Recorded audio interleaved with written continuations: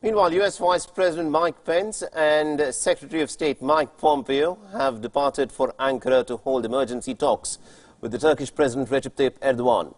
Now, earlier, Erdogan had said that he will only meet with U.S. President Donald Trump when he comes and with no one else.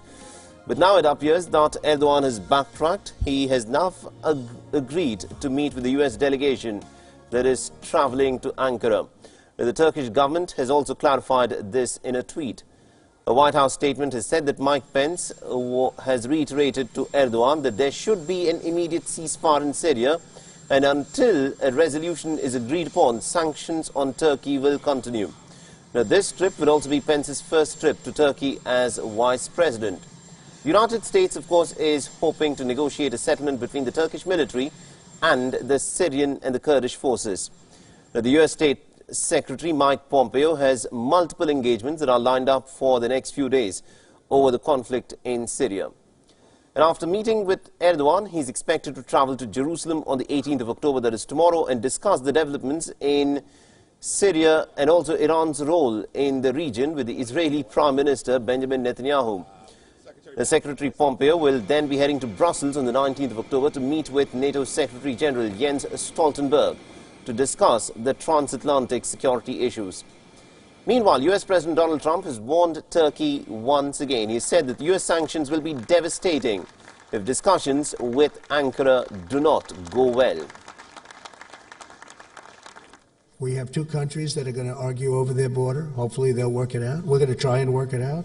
I think our vice president, who's a very capable man, will do well tomorrow. He's going to meet with President Erdogan. President Erdogan said he wouldn't meet with anybody, and he took that back just a little while ago, and he said, no, I will. And I think they'll have a successful meeting. If they don't, the sanctions and tariffs and other things that we're doing, we will do and are doing to Turkey, will be devastating to Turkey's economy. But also what's interesting is that the White House has now released a letter that was apparently written by U.S. President Donald Trump to his Turkish counterpart Recep Tayyip Erdogan. Now, the letter has been released in an attempt to bolster the view that Donald Trump did not give a green signal to Turkey to carry out its offensive immediately after the United States pulled out its troops. Now, the letter dated the 9th of October goes on to state that Donald Trump had tried to persuade Erdogan to reconsider his decision to invade Syria. Now, Erdogan had told Trump about his plans over a phone call on the 6th of October. Now, in the letter, Trump said, and I quote him here, "Let's work out a good deal. You don't want to be responsible for slaughtering thousands of people, and I don't want to be responsible for destroying the Turkish economy, and I will." He also said to Erdogan, "You don't want to be a tough guy. Don't be a fool. Don't let the world down." Trump also attached a copy of the letter sent to him by the Kurdish general Mazloum Kobani, saying that he was willing to negotiate with the Turkish forces.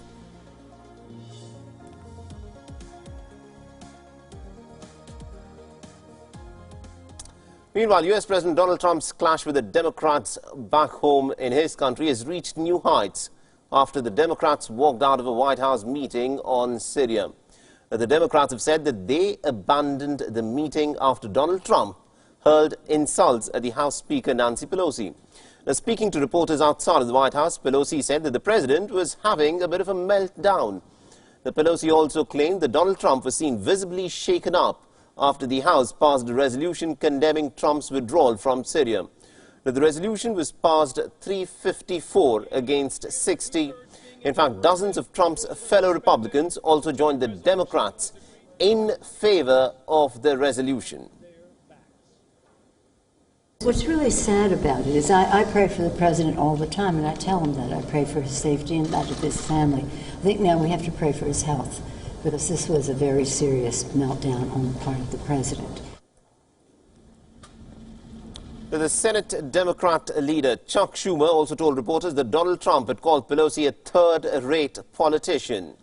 He also said that the meeting was not a dialogue and was some sort of a diatribe that was not focused on facts at all. He was insulting, particularly to the speaker. She kept her cool completely, but he called her a third-rate politician. He said that there are communists involved and you guys might like that. I mean, this was not a dialogue. It was sort of a diatribe, a nasty diatribe, not focused on the facts, particularly the fact of how to curtail ISIS, a terrorist organization that aims to hurt the United States in our homeland. Meanwhile, the US president has said that Turkey's incursion to Syria is not a problem of the United States. Now, speaking to reporters, Donald Trump said that this isn't the United States border and it does not, therefore, concern his government anymore. Listen in. They fight long and they fight hard, and they've been fighting Syria for a long time, and on the border, that's the border with Syria. And I say, why are we protecting Syria's land? Assad's not a friend of ours. Why are we protecting their land?